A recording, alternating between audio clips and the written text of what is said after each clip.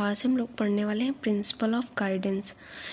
In order to organize the guidance program successfully, it's essential to understand the principle along with the meaning of guidance upon which guidance principle is based. Guidance program को successfully organize करने के लिए क्या ज़रूरी है, उसके principles को समझना। और उस प्रिंसिपल के समझने के मतलब उसकी मीनिंग को समझने के साथ साथ उसके प्रिंसिपल को भी समझना बहुत इंपॉर्टेंट है, क्योंकि गाइडेंस जो है वो उसी के प्रिंसिपल पे बेस्ड है। All educationist do not agree with the principle. सारे जो एजुकेशनिस्ट थे वो मतलब प्रिंसिपल्स पे एग्री नहीं थे, क्योंकि बहुत लोगों के जो मत थे वो अलग अलग थे। जॉन्स ने क्या बोला, उन्होंने 5 प्रिंसिपल्स दिए गाइडेंस के। हम्फ्रे एंड ट्रैक्सलर ने 7 प्रिंसिपल ऑफ गाइडेंस दिए। क्रो एंड करो ने 14 प्रिंसिपल दिए। गाइडेंस क्या है? जो फर्स्ट प्रिंसिपल है वो study of an individual and evolution, मतलब किसी व्यक्ति का अध्ययन और उसका मूल्यांकन। In the guidance program, unless or until the correct information regarding every person is not collected, it is impossible to run guidance program. मतलब किसी भी गाइडेंस प्रोग्राम को रन करना तब तक इम्पॉसिबल है जब तक उस व्यक्ति के बारे में करेक्ट इन्फॉर्मेशन ना हो। Hence, in order to run guidance program, it is essential to collect the information, to value the individual, to study him, and to run program based on such research. मतलब अगर किसी guidance program को run कराना है तो क्या ज़रूरी है? सबसे पहले उस व्यक्ति की हमें मतलब स्टडी करना उस प्रोग्राम को रन करने के लिए, और वो किस पे बेस्ड होगा? उसी रिसर्च पे। In order to run program, cumulative record must be presented before the guidance program. Guidance program को रन करने के लिए क्या करना है? जो गाइडेंस प्रोग्रामर है उनके सापेक्ष हमको क्या कहते हैं? क्यूमुलेटिव रिकॉर्ड प्रेजेंट करना है। According to this principle, the well selected standardized test for the study of person prove very helpful. इस प्रिंसिपल के अनुसार क्या है? जो वेल सेलेक्टेड स्टैंडर्डाइज्ड टेस्ट है वो बहुत ही ज़्यादा हेल्पफुल है। किस लिए? वो इसलिए हेल्पफुल है उस पर्सन की स्टडी में। ठीक है, ये हो गया पहला प्रिंसिपल। जो सेकंड प्रिंसिपल है वो क्या है? Evolution of guidance. The guidance programme being run in the school should be evaluated time to time. जो गाइडेंस प्रोग्राम जो स्कूलों में रन हो रहा है हमें उसको टाइम टू टाइम इवोल्यूएट करना है। जो success of guidance program should be explored in the form of changes brought as a result of guidance. जो गाइडेंस प्रोग्राम की सक्सेस है उसको एक्सप्लोर करना है in the form of changes. If such changes are not seen then the entire program is considered as ineffective. अगर हमें वहाँ पे कोई चेंजेस नहीं दिखेंगे तो मतलब क्या हो जाएगा कि वो जो प्रोग्राम उस स्कूल में रन हो रहा वो कम्प्लीटली इनइफेक्टिव है, मतलब उसका कोई यूज़ ही नहीं है। Hence, to follow the principle of evaluation of guidance is essential for the guidance worker. मतलब जो प्रिंसिपल है इवोल्यूशन ऑफ गाइडेंस वो ज़रूरी है किसके लिए? गाइडेंस वर्कर के लिए उसको फॉलो करना। तो ये हो गया हमारा सेकंड प्रिंसिपल। थर्ड प्रिंसिपल क्या है? Responsibility of skilled person. जो गाइडेंस की रिस्पॉन्सिबिलिटी है वो किसकी होनी चाहिए? एक स्किल्ड पर्सन की। क्योंकि अगर ये रिस्पॉन्सिबिलिटी किसी भी लेस नॉलेजेबल पर्सन को दी जाएगी तो वो गाइडेंस प्रोग्राम अच्छे से रन नहीं हो पाएगा। तो ये किसकी रिस्पॉन्सिबिलिटी होनी चाहिए? ये उससे ज़्यादा नॉलेजेबल पर्सन की होनी चाहिए। In the guidance program the specific problem of a person is try to solve. Guidance program में क्या होता है? जो स्पेसिफिक प्रॉब्लम होती हैं किसी भी पर्सन की उनको सॉल्व करने का ट्राई किया जाता है। The responsibility is given to skilled worker, otherwise there will be a question mark on the success of guidance program. ये रिस्पॉन्सिबिलिटी किसको दी जाती है गाइडेंस की? ये स्किल्ड वर्कर को दी जाती है, ताकि अगर मतलब ये उसको नहीं दी जाएगी तो क्या हो जाएगा? ये जो गाइडेंस प्रोग्राम की सक्सेस पे एक क्वेश्चन मार्क लगाएगा। मतलब एक लेस नॉलेजेबल पर्सन थोड़ी ना गाइडेंस दे पाएगा अच्छे से। जब अगर उसको खुद ही नॉलेज नहीं होगा तो वो दूसरे को क्या ही गाइडेंस देगा। तो ये रिस्पॉन्सिबिलिटी स्किल्ड पर्सन की होती है। ये था हमारा तीसरा प्रिंसिपल। फोर्थ प्रिंसिपल क्या है? Responsibility of teacher and principal और हेडमास्टर। जो रिस्पॉन्सिबिलिटी है किसकी हो सकती है? टीचर की भी हो सकती है और वहाँ के हेडमास्टर की भी हो सकती है। The responsibility should not be given to the teacher only. जो रिस्पॉन्सिबिलिटी है वो केवल टीचर की ही नहीं होनी चाहिए, it should be also shared with the principal और हेडमास्टर। ये किसके साथ भी शेयर होनी चाहिए? ये प्रिंसिपल और हेडमास्टर के साथ भी शेयर होनी चाहिए। In the guidance program, if they are assigned a specific role, the guidance program can be conducted more smoothly. अगर गाइडेंस प्रोग्राम में उनको अगर मतलब टीचर या फिर हेडमास्टर को उनको स्पेसिफिक रोल बता दिया जाएगा कि आपको ये करना है, तो गाइडेंस प्रोग्राम जो है वो स्मूथली रन कर सकेगा, मतलब उसको फॉलो करने में कम दिक्कतों का सामना करना पड़ेगा। ये था फोर्थ प्रिंसिपल। आगे बढ़ते हैं हम लोग। फिफ्थ प्रिंसिपल है एडवांटेज ऑफ गाइडेंस। मतलब गाइडेंस का क्या एडवांटेज है?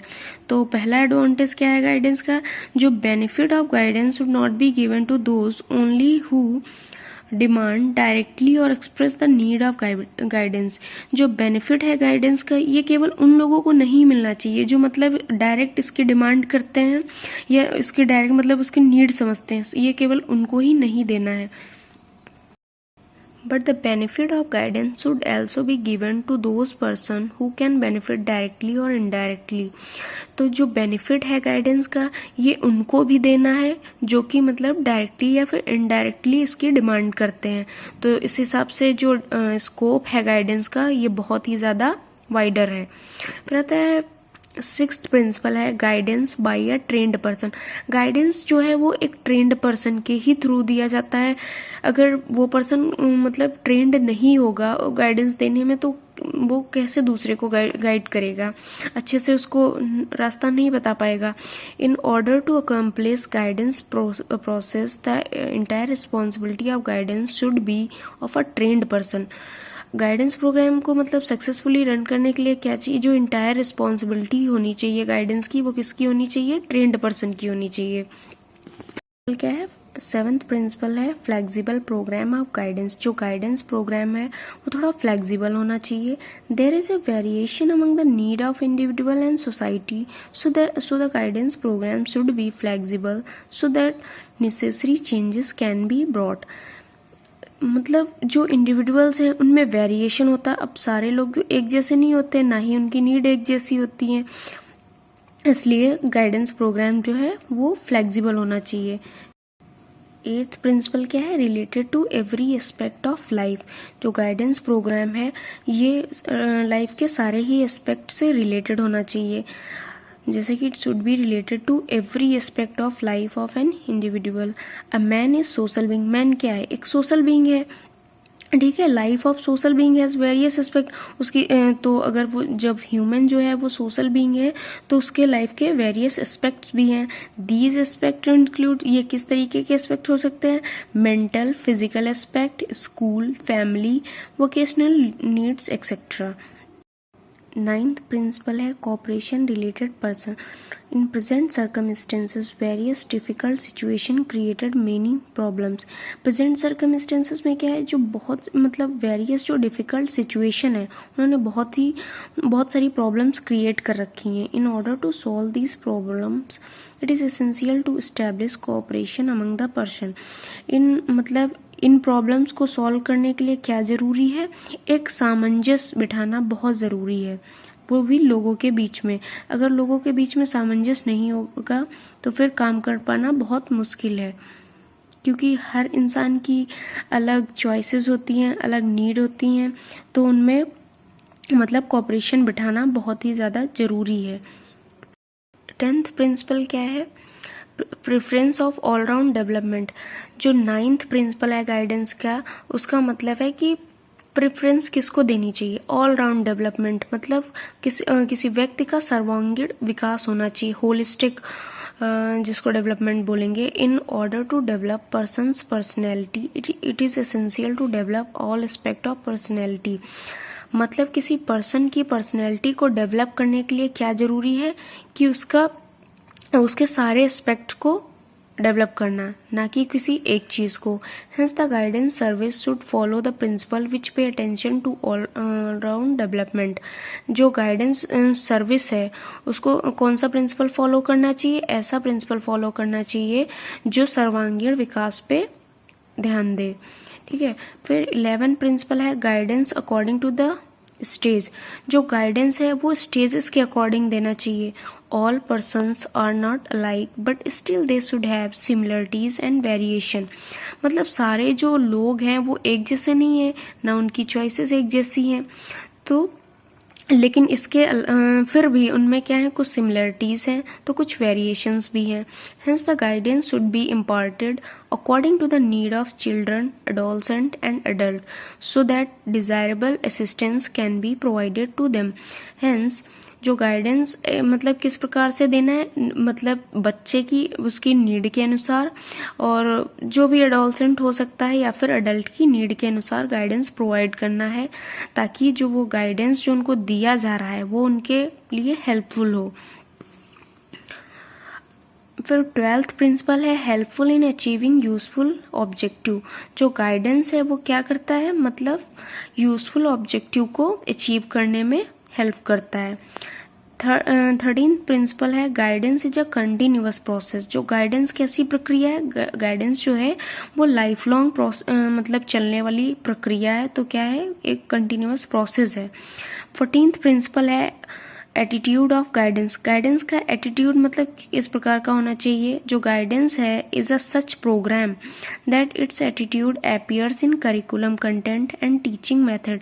जो गाइडेंस क्या है, ऐसा प्रोग्राम है जिसका एटीट्यूड हमें कहाँ पे देखने को मिलता है, करिकुलम कंटेंट में देखने को मिलता है और टीचिंग मेथड्स में देखने को मिलता है। तो ये कुछ थे इम्पॉर्टेंट जो प्रिंसिपल थे गाइडेंस के, और ये बहुत बार एग्जाम में पूछा गया है, काफ़ी बार ये रिपीट हुआ है ये क्वेश्चन, तो ये एग्ज़ाम पॉइंट ऑफ व्यू से बहुत ही ज़्यादा इम्पॉर्टेंट है और मैंने इसको बहुत ही कंसाइज फॉर्म में कवर करने की कोशिश की है। अगर आपको मेरा वीडियो पसंद आए तो प्लीज़ इसको लाइक, शेयर एंड सब्सक्राइब करना ना भूलें। Thank you.